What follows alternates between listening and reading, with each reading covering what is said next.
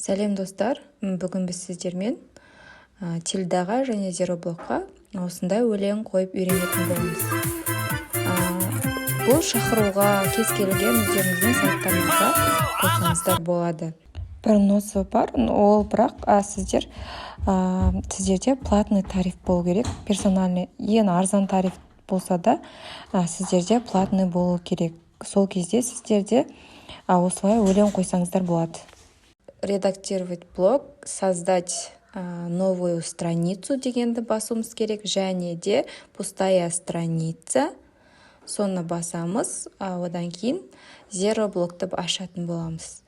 Зероблокты ашқаннан кейін редактировать блог, білесіздер, осының бәрін өшіріп тастайтын боламыз. Ctrl-A или болмаса белгілеп алып өшіріп тастасаңыздар болады. Плюсті басып бізге баттон деген, яғни осындай баттон білесіздер де, не екен алдыңғы сабақтарда мен сіздерге үйреткен болатынмын. Яғни бір кнопканы алып, копировать етіп астына қоятын боламыз. Біз міндетті түрде осылай жасауымыз керек. Бірінші кнопкаға міндетті түрде settings дегенді басып, сол жерге play деп жазамыз. Сіздер қазақшалап кез келген сөз жазсаңыздар болады. Сіздерге түсінікті болу үшін қазір мен осылай жазып жатырмын. Астындағы кнопкаға стоп, яғни playді басқан кезде біздің музыкамыз ойнайды, және стопты басқан кезде өшу үшін осылай жасап жатырмын. Playдің үстін басып тұрып, жанын басқан кезде бізде add CSS class name деген бізде осындай бөлім ашылады. Ол жерге play, pg, music деп ағылшынша жазатын боламыз. Және де тура осылай, мен сіздерге асықпай жазып жатырмын, жақсылап қарап алсаңыздар. Playді басып тағы да жанын басқан кезде ол жерден де add CSS class name деген шығады. Ол жерге stop, bg, music деп жазатын боламыз ағылшынша. Playді біз стоптың үстіне қоюымыз керек. Ол үшін бізде арнайы сеттингсті басқан кезде, алдыңғы сабақтарда айтқан, осыны кнопканы басқан кезде бізде play автоматты түрде жоғарысында тұрады. Және де бұны осылай қалдырамыз, астында плюс дегенді басып, бізге другое деген бөлім керек болады. Сол жерден HTML дегенді таңдаймыз.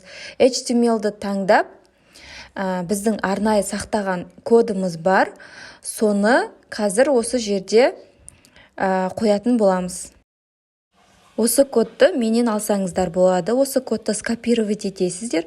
Жаңағы HTML деген жерге контенттің үстін басқан кезде бізде өзі арнайы код ашылатын бөлім бар. Осы жерге қоятын боламыз. Сохранить и закрыть деп басамыз. Сохранить и закрыть деп басамыз. Мына жерде менде код дұрыс көшірілмей қалды. Сіздерде ондай жағдай болуы мүмкін. Кодты қайтадан дұрыстап көшіріп, мынаның бәрін Ctrl-A-мен өшіріп тастайсыздар, бәрін өшіріп тастап, қайтадан қойсаңыздар болады. Ешқандай өзгеріс болмайды. Қайтадан осы кодты мен копировать етіп жатырмын. Ставить Ctrl-V арқылы қойдым. Және сохранить и закрыть деп міндетті түрде жауып аламыз. Сосын барып, dl деген жерден бастап, dl точка деген жерден бастап, тырнақшаға дейінгі жерді копировать етеміз де өшіріп тастаймыз. И сохранить и закрыть. Бізде ана жақта Dropbox деген арнайы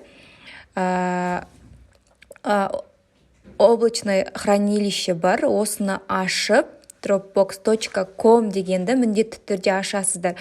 Және электронды почтаңызбен тіркеліп алыңыздар. Менде болғандықтан автоматты түрде ол ашылды.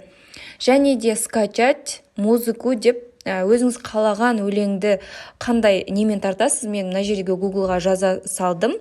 Кез келген біреуін алып, қазақша өлеңді жүктеп, мен сіздерге қалай Тильдаға музыка қоюға болатын көрсету үшін алып жатырмын. Осы жерде мен Музарттың өлеңдерін жақсы көремін, сол себепті Музарт деп жаза салдым.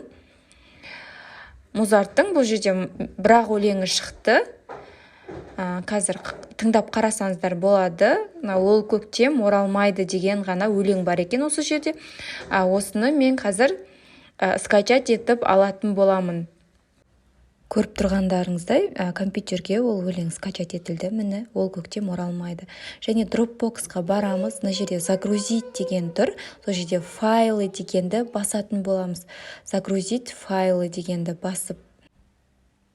Осы жерде файлдың үстін басқан кезде біздің автоматты түрде жаңағы өлеңімізді скачать етіп беретін болады. Міне, ол өлең осы жерге скачать етілді. Осы жерде копировать ссылку дегенді бассаңыздар, сізге ссылкасын шығарып беретін болады. Оны ссылкасын копировать етіп аласыздар да, жаңағы біздің